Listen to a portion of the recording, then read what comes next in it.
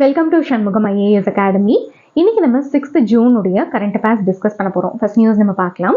இந்த நியூஸ் உங்களுக்கு ஹிந்து பேப்பர் டெல்லி எடிஷனில் கொடுத்துருக்காங்க. Congress plays on previous fault lines among NDA allies BJP, JDU and TDP. So இந்த ஒரு நியூஸில் ஸ்பெஷல் கேட்டகரி ஸ்டேட்டஸ் பற்றி கொடுத்துருக்காங்க. ஸோ அதை பற்றி தான் நம்ம இன்னைக்கு டிஸ்கஸ் பண்ண போகிறோம். ஸோ இப்போ லோக்சபா 2024 எலெக்ஷன் ரிசல்ட்ஸ் வந்து அனௌன்ஸ் ஆகிருக்கு. அண்ட் அதில் பிஜேபி பார்த்தோம் அப்படின்னா 240 சீட்ஸ் வந்து செக்யூர் பண்ணியிருக்காங்க. ஆனால் ஒரு சிங்கிள் பார்ட்டியாக மெஜாரிட்டி கவர்மெண்ட் ஃபார்ம் பண்ணணும் அப்படின்னா அவங்களுக்கு 272 சீட்ஸ் வந்து வேணும். ஸோ பிஜேபி கண்டிப்பாக வந்துட்டு கோalition கவர்மெண்ட் தான் வந்து ஃபார்ம் பண்ணி ஆகணும். ஸோ இவங்களுடைய ப்ரீ போல் அலைஸ் யார் அப்படின்னு சொல்லி பார்த்தோம் அப்படின்னா தெலுங்கு தேசம் பார்ட்டி, அதுக்கப்புறம் வந்துட்டு இட் இஸ் ஜேடியு. ஆனால் தெலுங்கு தேசம் பார்ட்டிக்கும் ஜேடியுக்கும் வந்துட்டு ஒரு special demand they have with the central government. அது என்ன அப்படின்னா ஸ்பெஷல் கேட்டகரி ஸ்டேட்டஸ். ஸோ இந்த ஸ்பெஷல் கேட்டகரி ஸ்டேட்டஸ் வந்து வேணும் அப்படின்றதுக்காக இப்போ இல்லை, இதுக்கு முன்னாடியிலேருந்தே அவங்க வந்துட்டு சென்ட்ரல் கவர்மெண்ட் கிட்ட டிமாண்ட் வச்சுட்டு இருந்தாங்க. ஆனால் அந்த டிமாண்ட் வந்துட்டு பூர்த்தி செய்யப்படலை. ஸோ இப்போ அவங்க வந்துட்டு ஆலைஸாக இருக்க போகிறதுனால, அதாவது கோalition கவர்மெண்ட்ல பார்ட்டிஸாக இருக்க போகிறதுனால அவங்களுடைய டிமாண்டான special category status it is back in focus. So இந்த நியூஸோடைய பேக்ட்ராப்ல இந்த ஸ்பெஷல் கேட்டகரி ஸ்டேட்டஸ்னா என்ன அப்படின்றத பற்றி நம்ம பார்க்கலாம். ஸோ இப்போ ஒரு ஸ்டேட்டுக்கு இந்த ஸ்பெஷல் கேட்டகரி ஸ்டேட்டஸ் வந்து கொடுக்கணும் அப்படின்னா அவங்களுக்கு சில க்ரைட்டீரியாஸ் வந்து இருக்கணும். அந்த க்ரைட்டீரியாஸை ஃபுல்ஃபில் பண்ணாதான் அந்த ஸ்டேட்டுக்கு அந்த ஸ்டேட்டஸ் வந்துட்டு கொடுப்பாங்க. ஸோ இந்த க்ரைட்டீரியா என்னென்ன அப்படின்றத யார் ஃபிக்ஸ் பண்ணியிருக்காங்க அப்படின்னா காட்கில் ஃபார்முலா படி தான் வந்து ஃபிக்ஸ் பண்ணியிருக்காங்க. ஸோ ஃபஸ்ட்டு க்ரைட்டீரியா என்ன அப்படின்னா அந்த ஸ்டேட்டில் வந்துட்டு it should be hilly R it should have a difficult terrain. அடுத்து வந்துட்டு அந்த ஸ்டேட்டில் ஒரு லோ பாப்புலேஷன் டென்சிட்டி இருக்கணும். அண்ட் ஆல்சோ ட்ரைபல் பாப்புலேஷன் வந்துட்டு ஒரு சைஸபிள் ஷேராக இருக்கணும். ஸோ எஸ்டிஸோடைய பாப்புலேஷன் வந்துட்டு அதிகமாக இருக்கணும். அடுத்து வந்துட்டு they must be in a strategic location along the borders with neighbouring countries.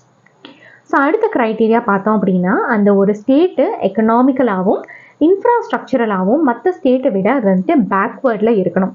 அடுத்து அவங்களால அந்த ஸ்டேட் ஃபினான்சஸை அந்த அளவுக்கு டெவலப்மெண்ட்டுக்காக பயன்படுத்த முடியாது. That is they must have a non viable nature of state finances.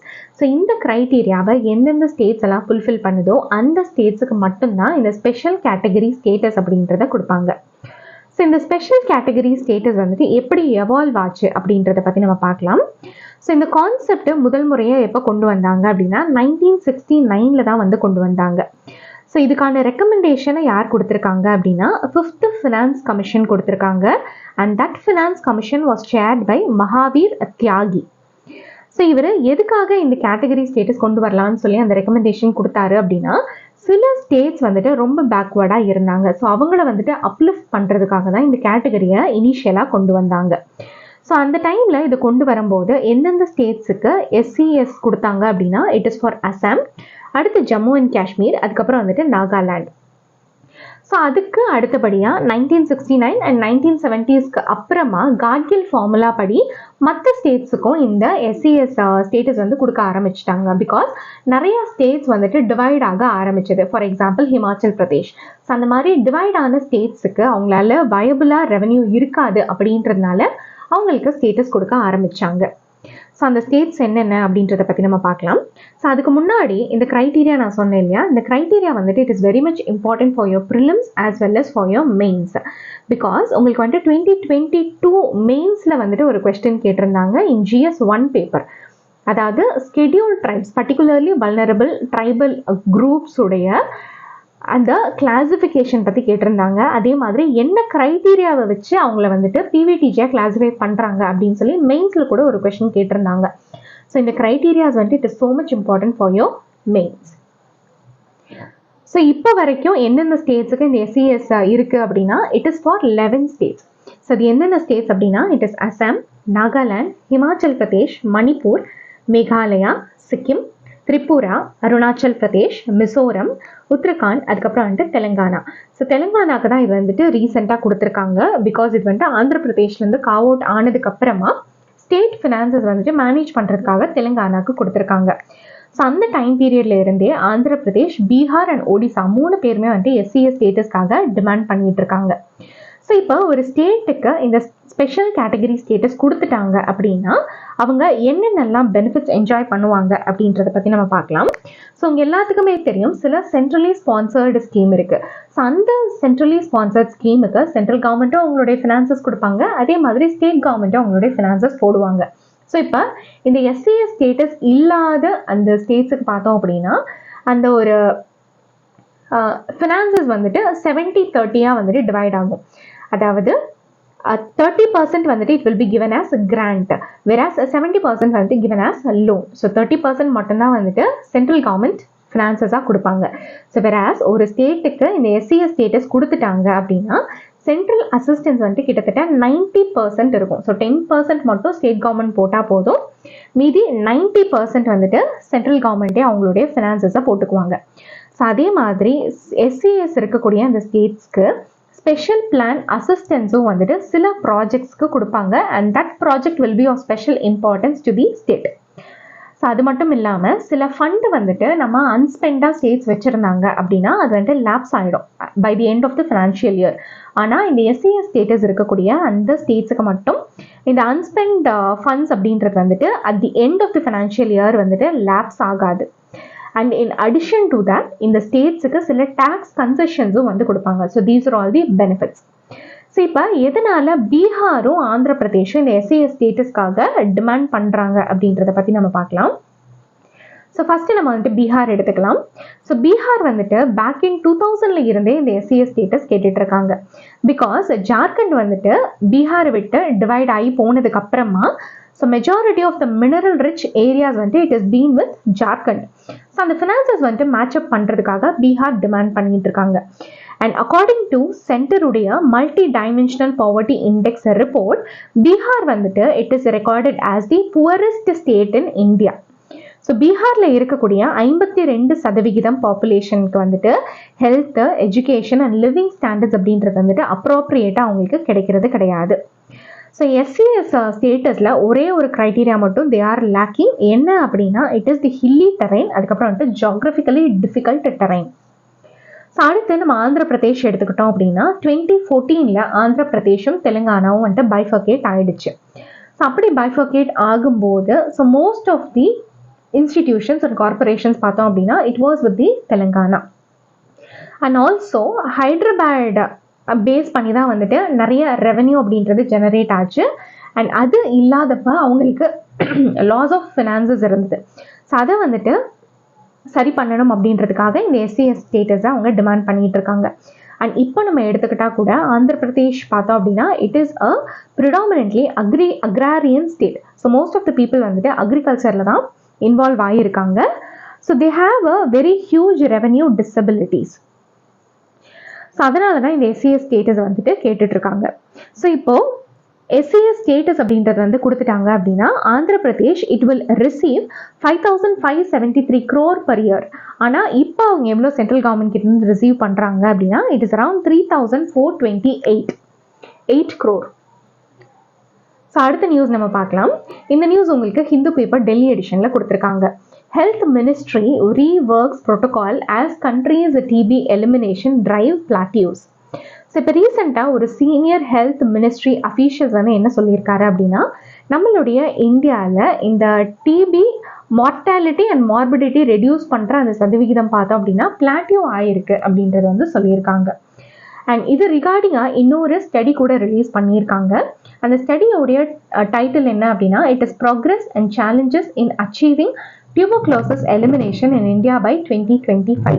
So இதில் என்ன சொல்லியிருக்காங்க அப்படின்னா டிபியை வந்து எலிமினேட் பண்ணுறதுல இந்தியா நிறைய சேலஞ்சஸ் வந்து ஃபேஸ் பண்ணிட்டு இருக்கு அப்படின்றத வந்து சொல்லியிருக்காங்க. ஸோ இந்த நியூஸுடைய பேக்ட்ராப்பில் இந்த tuberculosis பற்றி நம்ம பார்க்கலாம். ஸோ tuberculosis அப்படின்றது வந்து ஒரு பாக்டீரியல் இன்ஃபெக்ஷன். ஸோ இதை காஸ் பண்ணக்கூடிய பாக்டீரியா வந்துட்டு மைக்கோபாக்டீரியம் tuberculosis. ஸோ இந்த மைக்கோபாக்டீரியம் tuberculosis பார்த்தோம் அப்படின்னா லங்ஸை மட்டும் அஃபெக்ட் பண்ணாமல் நம்மளுடைய பாடியில் இருக்கக்கூடிய லிட்ரலாக எல்லா ஆர்கன்ஸையும் வந்துட்டு அஃபெக்ட் பண்ணக்கூடிய அந்த கெப்பாசிட்டி அதுக்கு இருக்குது. ஆனால் மோஸ்ட்டாக வந்துட்டு அஃபெக்ட் ஆகக்கூடிய ஆர்கன் பார்த்தோம் அப்படின்னா இட் இஸ் லங்ஸ். ஸோ அதனால் அந்த டிபியை வந்துட்டு பல்மனரி டிபி அப்படின்னு சொல்லி சொல்லுவாங்க. It will also affect abdomen, glands, bones, அதுக்கப்புறம் வந்துட்டு நர்வஸ் சிஸ்டமை கூட இது வந்துட்டு அஃபெக்ட் பண்ணும். ஸோ இந்த டிபியை நம்மளால் வந்துட்டு க்யூர் பண்ண முடியும். அதாவது ரைட் செட் ஆஃப் ஆன்டிபயோட்டிக்ஸ் ஒரு பர்டிகுலர் டைம் பீரியடுக்கு நம்ம எடுத்தோம் அப்படின்னா, அலாங் வித் நியூட்ரிஷன் நம்ம எடுத்தோம் அப்படின்னா இதை வந்துட்டு நம்மளால் கம்ப்ளீட்டாக க்யூர் பண்ண முடியும். ஸோ இந்த நியூஸுடைய பேக்ட்ராப்பில் இந்த டியூபர்குலோசிஸில் என்னென்ன டைப்ஸ் இருக்குது அப்படின்றத பற்றி நம்ம பார்க்கலாம். ஸோ ஃபஸ்ட்டு வந்துட்டு பல்மனரி டிபி, அதுக்கப்புறம் வந்துட்டு லேட்டன்ட் டிபி, அதுக்கப்புறம் active TB. So pulmonary TB அப்படின்றது நான் முன்னாடியே சொன்ன மாதிரி ஸோ லங்ஸை வந்துட்டு ப்ரிடாமினெண்ட்டாக அஃபெக்ட் பண்ணக்கூடிய TB pulmonary TB. So whereas lungs இல்லாமல் மற்ற ஆர்கன்ஸை அஃபெக்ட் பண்ணக்கூடிய டிபி வந்துட்டு non pulmonary TB. And latent TB அப்படின்றது என்னென்னா, ஸோ ஒன்ஸ் இந்த மைக்கோபாக்டீரியம் டியூபர்குலோசிஸ் நம்ம பாடியில் போனதுக்கப்புறமா நம்ம பாடியில் இருக்கக்கூடிய இம்யூன் சிஸ்டம் அதை என்ன பண்ணோம் அப்படின்னா அதை ரெசிஸ்ட் பண்ணும். அப்படி ரெசிஸ்ட் பண்ணும்போது நம்மளுடைய பாடியில் எந்த விதமான சிம்டம்ஸும் இருக்காது. அண்ட் அந்த ஒரு இன்ஃபெக்ஷன் பார்த்தோம் அப்படின்னா மற்றவங்களுக்கும் ஸ்ப்ரெட் ஆகாது. அதாவது அந்த இன்ஃபெக்ஷன் வந்துட்டு நம்ம பாடிக்குள்ளே இருக்குது அப்படின்றதே நம்மளுக்கு தெரியாது. So it will not be exposed. So அதனால தான் இது வந்துட்டு லேட்டன்ட் டிபி அப்படின்னு சொல்லுவாங்க. ஸோ இப்போ ஆக்டிவ் டிபினா என்ன அப்படின்றத பற்றி நம்ம பார்க்கலாம். ஸோ ஆக்டிவ் டிபியில் என்ன ஆகும் அப்படின்னா, இனிஷியலாக நம்மளுடைய இம்யூன் சிஸ்டம் வந்துட்டு அதை அகெயின்ஸ்டாக ஃபைட் பண்ணும். ஆனால் அப்படி ஃபைட் பண்ண முடியல அப்படின்னா ஸோ சில வாரங்கள்லேயோ இல்லைன்னா சில மாதங்கள்லேயோ வந்துட்டு அது சிம்டம்ஸாக வெளியே காமிக்க ஆரம்பிக்கும். ஸோ அதை தான் நம்ம வந்துட்டு ஆக்டிவ் டிபி அப்படின்னு நம்ம சொல்லுவோம். ஸோ வேர்ல்டு லெவலில் நம்ம எடுத்துக்கிட்டோம் அப்படின்னா 1/4 ஆஃப் தி வேர்ல்ட் பாப்புலேஷன் வந்துட்டு இந்த டிபி பாக்டீரியானால இன்ஃபெக்ட் ஆகுறாங்க. ஆனால் ஆக்டிவ் டிபி வந்துட்டு யாரெல்லாம் வந்துட்டு எக்ஸிபிட் பண்ணுறாங்க அப்படின்னா ஒன்லி 5 to 15% மட்டும்தான் வந்துட்டு எக்ஸிபிட் பண்ணுறாங்க. அதாவது 25%ல் ஒன்லி 5 to 15% மட்டும்தான் இந்த ஆக்டிவ் டிபினால வந்து அஃபெக்ட் ஆகுறாங்க. ஸோ இப்போ இனிஷியலாக ஒரு பர்சன் வந்துட்டு லேட்டன்ட் டிபியாக இருக்கலாம். ஆனால் அவங்களுடைய இம்யூன் சிஸ்டம் அப்படின்றது வந்துட்டு கொஞ்சம் வீக்கன் ஆனாலோ அது வந்துட்டு காம்ப்ரமைஸ் ஆனாலோ அந்த லேட்டன்ட் டிபி அப்படின்றது வந்துட்டு ஆக்டிவ் டிபியாக வந்துட்டு மாறுறதுக்கான வாய்ப்புகள் ரொம்ப அதிகமாக இருக்குது. ஸோ இதுக்கான ட்ரீட்மெண்ட் பற்றி நம்ம பார்க்கலாம். ஸோ இதுக்கு வந்துட்டு டிஃப்ரெண்ட் ஆன்டிபயோட்டிக்ஸ் கொடுப்பாங்க because it is a bacterial disease. And இந்த ஆன்டிபயோட்டிக்ஸ் நம்ம பார்த்தோம் அப்படின்னா ஒரு 6லேருந்து 18 மாதங்கள் அவங்க சொல்லக்கூடிய அந்த dose along with right nutrition நம்ம எடுத்துக்கிட்டோம் அப்படின்னா இது கம்ப்ளீட்டாக க்யூர் பண்ணிட முடியும்.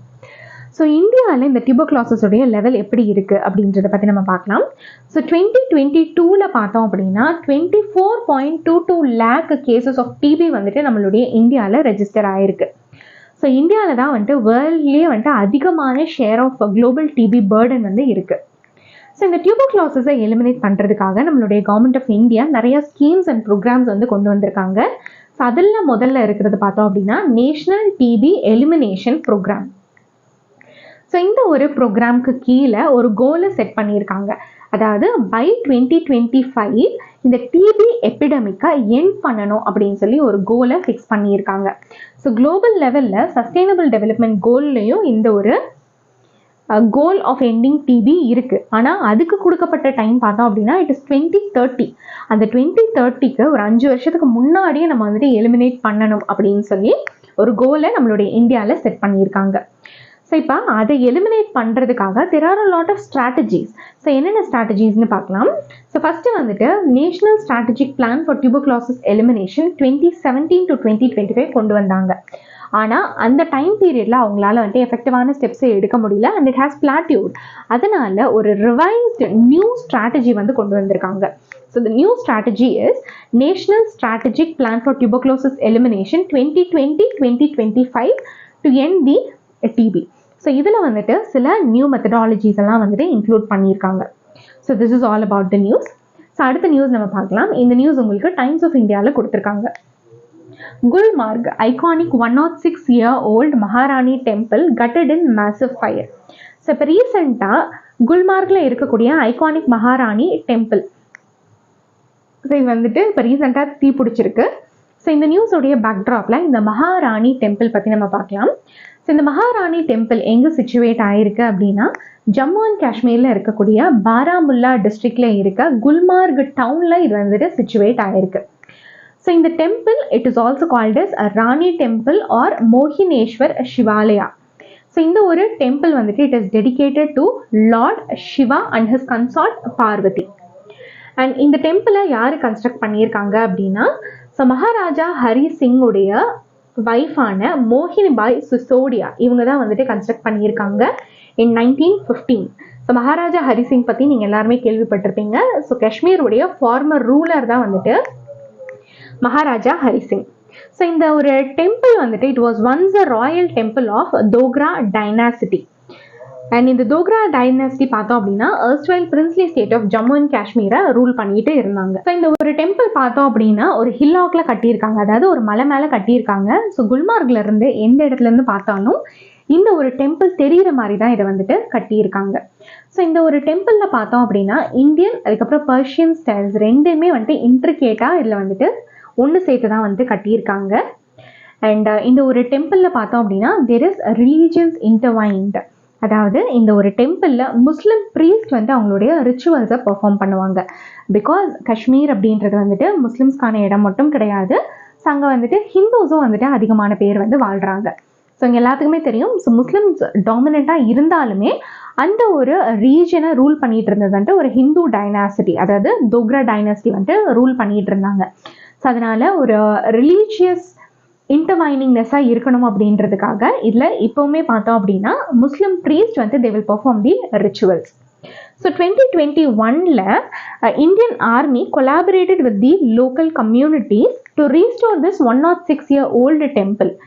ஸோ இந்த டெம்பிள் ஸ்ட்ரக்சரை வந்துட்டு ரெனோவேட் பண்ணுறது மட்டும் இல்லாமல் அந்த பாத்வேஸ், ஸோ இந்த டெம்பிளுக்கு வந்துட்டு போகக்கூடிய அந்த பாத்வேஸையும் அவங்க வந்துட்டு ரீடிசைன் பண்ணி அமைச்சிருக்காங்க நம்மளுடைய இந்தியன் ஆர்மி. அடுத்த நியூஸ் நம்ம பார்க்கலாம். இந்த நியூஸ் உங்களுக்கு earth.comல கொடுத்துருக்காங்க. Newly discovered fairy lantern plant species steals nutrients from fungi. So இப்போ ரீசெண்டாக சயின்டிஸ்ட் வந்துட்டு ஒரு புதுவிதமான பிளான்ட் வந்து கண்டுபிடிச்சிருக்காங்க. அந்த பிளான்ட்டுடைய பேர் என்ன அப்படின்னா திஷ்மியா மலையானா. ஸோ இந்த ஒரு பிளான்ட் பார்த்தோம் அப்படின்னா ஃபங்கஸ்லேருந்து அதனுடைய அந்த நியூட்ரியண்ட்டை இது வந்துட்டு அப்சர்வ் பண்ணி எடுத்துக்கும். ஸோ இந்த பிளான்ட்டுடைய டீட்டெயில்ஸ் பற்றி நம்ம பார்க்கலாம். ஸோ இந்த நியூ ஸ்பீஷீஸ் ஆஃப் பிளான்ட்டை எங்கே டிஸ்கவர் பண்ணியிருக்காங்க அப்படின்னா பெனின்சுலார் மலேசியாவில் இருக்கக்கூடிய ட்ராபிக்கல் ரெயின் ஃபாரஸ்ட்டில் இதை வந்துட்டு கண்டுபிடிச்சிருக்காங்க.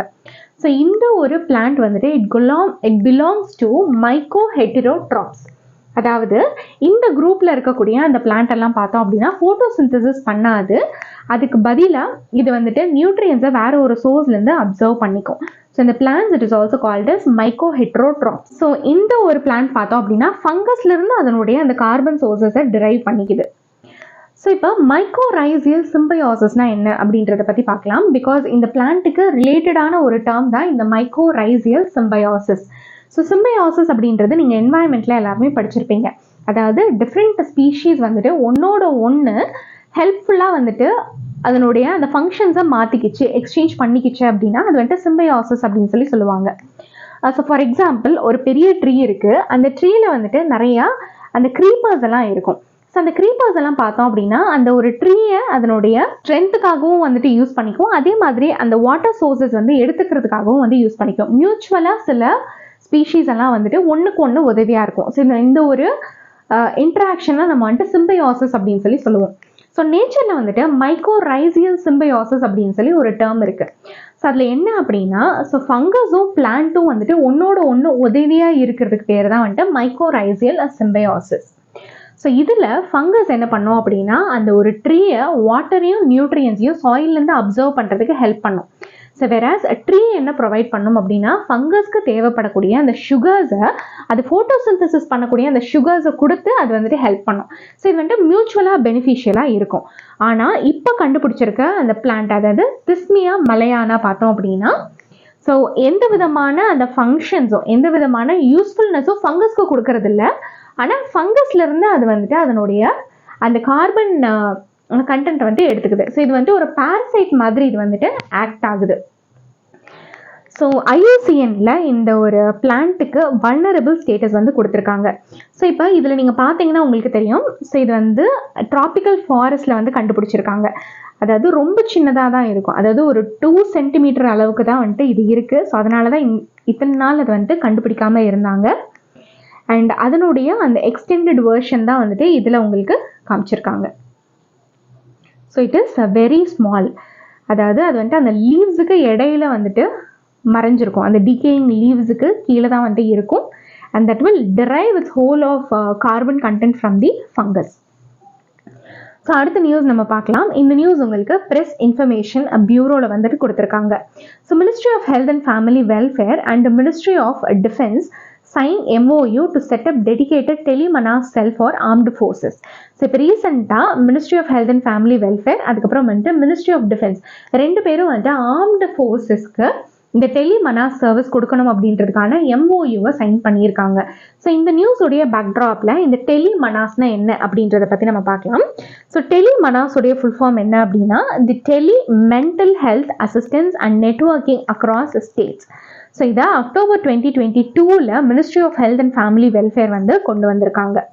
ஸோ இந்த ஒரு ப்ரோக்ராம்க்கு கீழே free tele mental health services வந்துட்டு ஆல் ஓவர் த கண்ட்ரி வந்து கொடுப்பாங்க. ஸோ டெலி அப்படின்னா உங்களுக்கு எல்லாருக்குமே தெரியும். So it is over communication. So மக்களுக்கு வந்துட்டு நிறையா ஹெல்த் இஷ்யூஸ் இருக்கும், பர்டிகுலராக வந்துட்டு மென்டல் ஹெல்த் இஷ்யூஸ். ஸோ அதை வந்துட்டு ஒரு ஸ்டிக்மா இருக்கிறதுனால மக்கள் என்ன பண்ண மாட்டாங்க அப்படின்னா டைரெக்டாக போய் ஒரு சைக்காட்ரிஸ்டையோ சைக்காலஜிஸ்டையோ அவங்க வந்துட்டு பார்க்க மாட்டாங்க.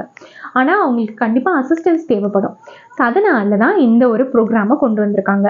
ஸோ இதில் மென்டல் இஷ்யூஸ் ஒரு பர்சன்ஸ்க்கு இருந்தது அப்படி இல்லைன்னா ஒரு பர்சன் டிப்ரெஷனோ ஆங்ஸைட்டியோ அண்டர்கோ பண்ணுறாங்க அப்படின்னா அவங்களுக்கு வந்துட்டு ஒரு 24/7 ஃப்ரீயாக இயங்கக்கூடிய ஒரு டெலிஃபோன் நம்பர் வந்து கொடுத்துருக்காங்க. அண்ட் இதில் யார் வேணால் ஃபோன் பண்ணி அசிஸ்டன்ஸை கேட்டுக்கலாம். ஸோ அதுதான் இந்த ஒரு சிஸ்டம். ஸோ இந்த ஒரு டெலிமனாஸ் பார்த்தோம் அப்படின்னா 2 டயரில் ஆப்ரேட் பண்ணுறாங்க. ஒன்று வந்துட்டு டயர் 1, இன்னொன்று டயர் 2. ஸோ டயர் 1ல் பார்த்தோம் அப்படின்னா ஸ்டேட் டெலிமனாஸ் செல்ஸ் வந்து இருக்கும். இதில் வந்துட்டு ட்ரெயின்டு கவுன்சிலர்ஸும் மென்டல் ஹெல்த் ஸ்பெஷலிஸ்ட்டும் வந்து இருப்பாங்க. ஸோ வேறஸ் டயர் 2 நம்ம எடுத்துக்கிட்டோம் அப்படின்னா இதில் வந்துட்டு specialist at district mental health programme or medical college resources for physical consultation or e-sanjeevani for audio visual consultation வந்து இருக்கும். ஸோ இப்போ வரைக்கும் நம்மளுடைய கண்ட்ரியில் 51 ஆப்ரேஷனல் டெலிமனாஸ் செல்ஸ் வந்து இருக்குது.